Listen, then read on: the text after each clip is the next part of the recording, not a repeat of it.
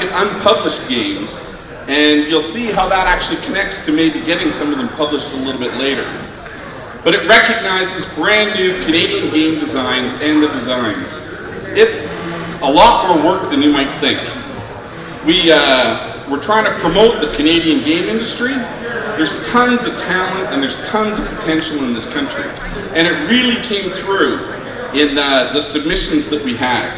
We had 18 submissions, which is quite a bit for the first year. It's less than we expected, but then when I saw the workload for those 18, trust me, it was more than enough for our first year. We had a fellow named Gavin. He's actually here.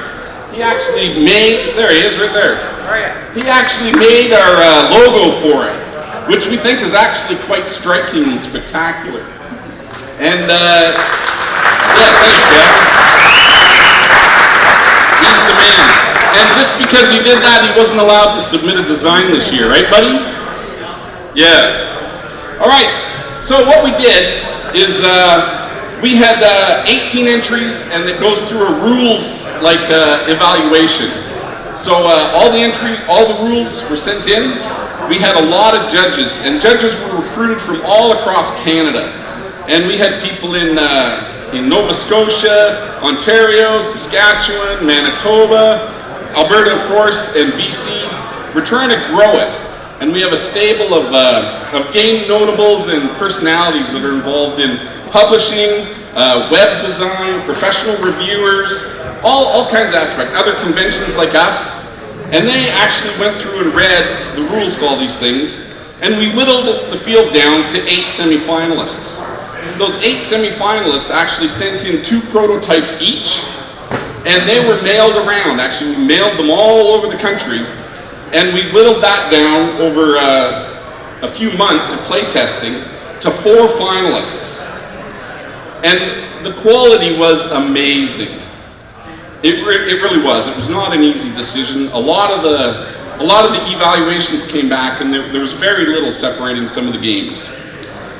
All the submissions received feedback and evaluation from all the people in the judge pool, and the finalists were actually D-Day Dice, which some of you may know from Board Game Geek. It's actually a print and play by Emmanuel Akin.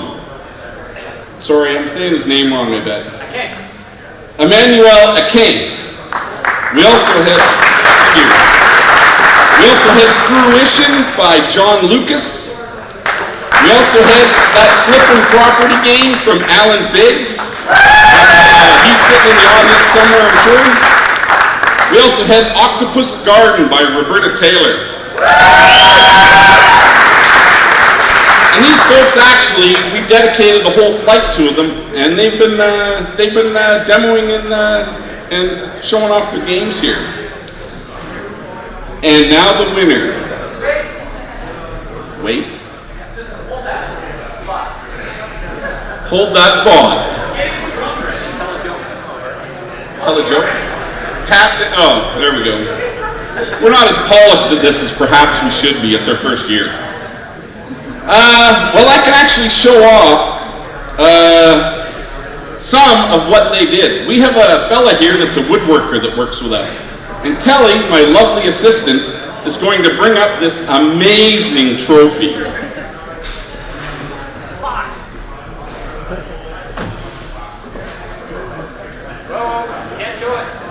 What? Oh, there's a name on it. I can't show it.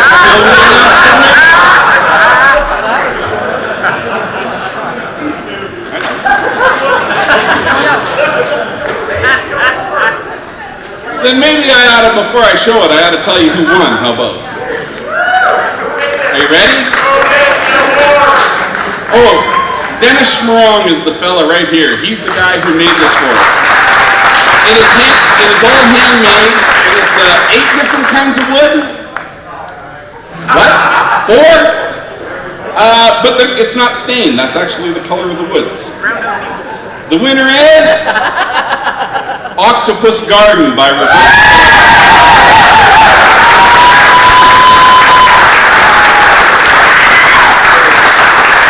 And there she is right there.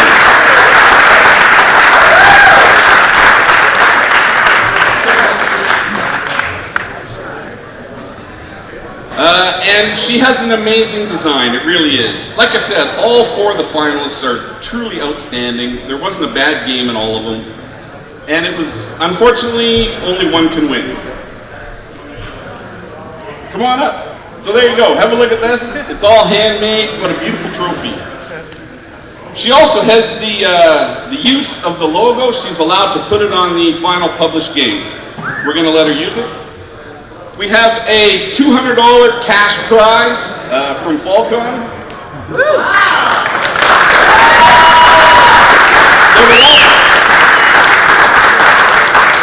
Are you blushing yet? There will also be a web page and notification of the winner on our website. And Mr. Torben Sherwood here from Valley Games has in his hands actually a contract and a check of an advance to publish her game for her. She's not obligated at all to take the Valley Games offer. She's free to shop it around, but if she likes the offer, her game will get published by Valley Games.